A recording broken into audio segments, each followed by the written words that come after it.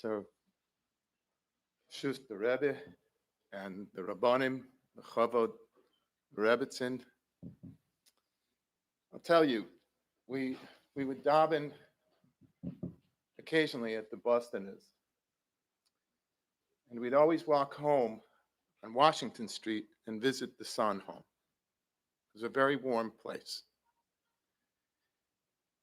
And my father loved the Bostoner Rebbe.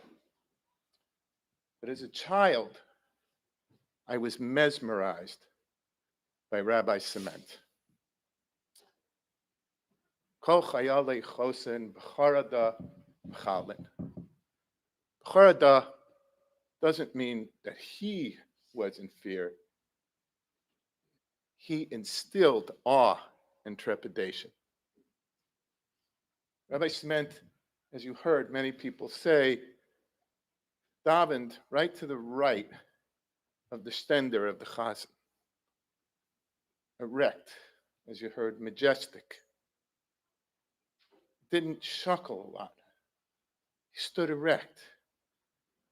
There was a warmth from the Bostoner, and I was in fear, in awe, trepidation, watching Rabbi Ciment. 3 steps back, 3 steps forward, and he would disappear. And his davening would take longer than everybody else's tefillah b'lachash, and chazar to shots, and then he would turn, and he would squint, as if to say, I'm back. I was somewhere else, and now I'm back. We were supposed to go to the Sands for a little kiddush after, and I disappeared. My father came back into show, and he found me searching to the right of the stender, and he said, what are you doing? I said, I'm looking for the door. I said, which door? He said, the door that Rabbi Ciment goes through when he davens. And my father said, some people daven with such kavana, with such intensity, with such concentration, that it looks like they've been taken somewhere else. And to a little boy, it made perfect sense. Ivdu es Hashem b'yira means that he instilled awe and trepidation with his avoda. Years later, when I was blessed to have children, and my children were blessed to be Talmidim in this yeshiva, I saw the other side of Rabbi Ciment. Avoda that instilled joy. Ivdu es Hashem b'simcha. We would look forward every Pesach to an invitation from Rabbi Ciment for Mechiras Chometz and Keniyas Matzah. Mitzvah kala and mitzvah chamura. Even these simple acts were in his eyes done with majesty and concentration and this incredible joy. The very acts of Makabel Kinyan and filling out the shtar of Mechiras Chometz were done with such intensity and joy that I remember and I miss them to this day. I do need to correct you for that Maisa, the Shahaya. It wasn't Rosh Hashanah, it was Yom Kippur. It wasn't 10 years ago, it was 17 years ago. The rabbi needed an operation, and the doctors at the Massachusetts General Hospital wanted it done immediately. And I got a call, and I have learned many things from the Ciment family. One of them, one immense thing of them, is Kibud Av, Ve'em. Dov Ber in particular, I don't want to be mavish someone, but has been an example to me of how to treat a parent. He called me and he said, the doctors, the surgeons want to operate. My father is reluctant. So very foolishly, I gave a big speech to Rabbi Ciment about the importance of pikuach nefesh, inyanim metocha, Matir and Chaim Shabbazu, the Shabbosos Harbe, and he listened very, very patiently. He never interrupted me. Let me say this whole silly thing. And then he said to me, Dr. Edelman, and he's known me since I was that little boy looking for that door, and he always called me Dr. Edelman. Please don't think that I am not cognizant of how important Pikuach Nefesh is, but it's precisely because of the importance of Pikuach Nefesh that I don't think it's wise, and listen to the words he used, I don't think it's wise for me to have surgery when I am not awake and aware on Yom Kippur. And I said, but you won't be eating. And he said, not eating is not fasting. There's no inyan with Rabbi Ciment. It's mitzvah sricha kavana. I'm sure that in his mind, it just wasn't even an issue. Kavana was part of every mitzvah. And so through the godless of Dov Ber and some intercessions with some very skeptical physicians, we actually arranged for a intense medical therapy, and the Massachusetts General Hospital, never quite the home for warmth of Yahada, set aside a conference room for a minyan. And you heard what happened. They had actually a minyan for Kol Nidre, but only 8 for Shacharis. And Dov Ber called and said, what are we going to do? I said, no problem, we'll come. He said, we'll get you a hotel room. I said, no, I'd like to daven Kol Nidre with my father.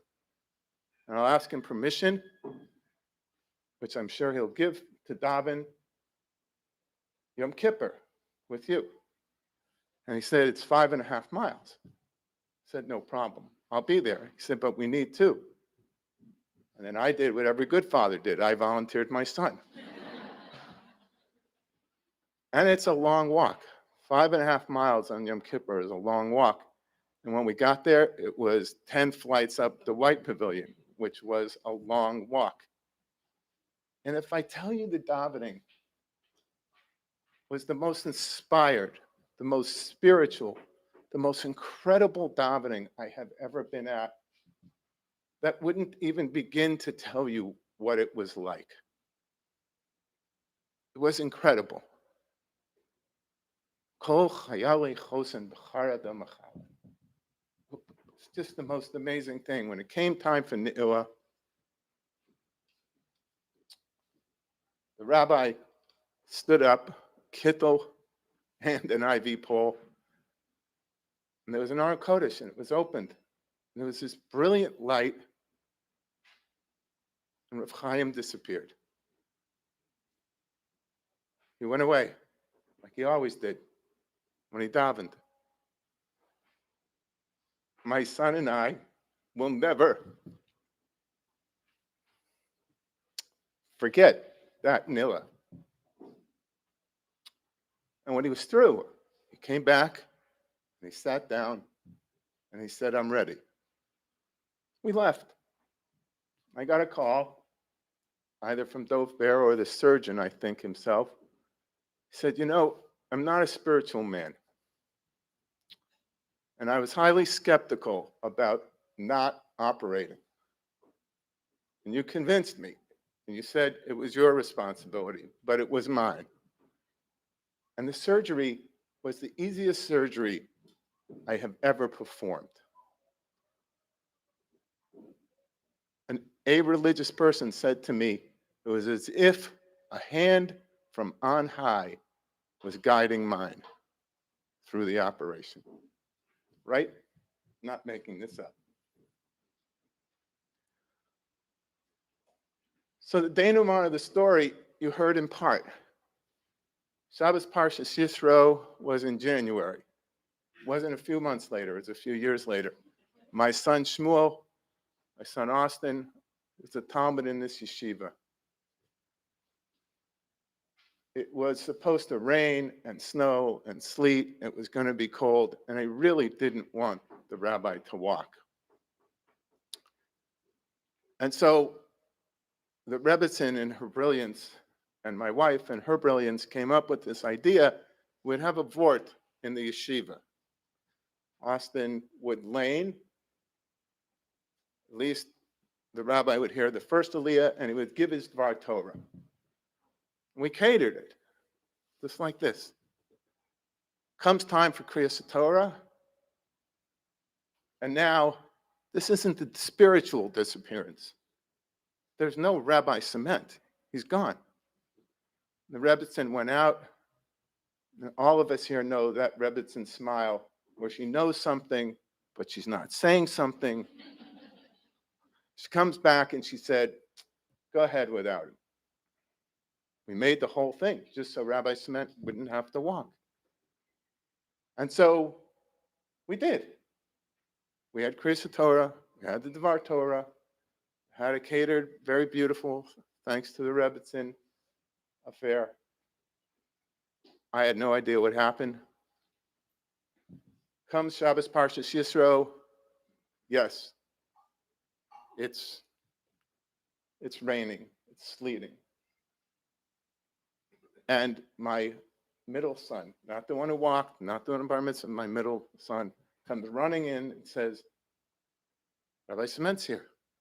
So I run out, there's Dov Bear, Rabbi Ciment, coated in sleet, coated in snow. And I said, Rabbi Ciment, so nice of you to come, but we made this event on Thursday so you wouldn't have to walk. And he said to me, you walked for me, I walked for you. The last few years have been difficult for us who loved Rabbi Ciment. I finally figured out what was going on. There were times when he would be with us. There were times when he wasn't there. Now I know where he was. He went to that place that he goes to when he davens. And he's there now permanently. Tehi zichro baruch. His neshama, his zechira should be better for all of us.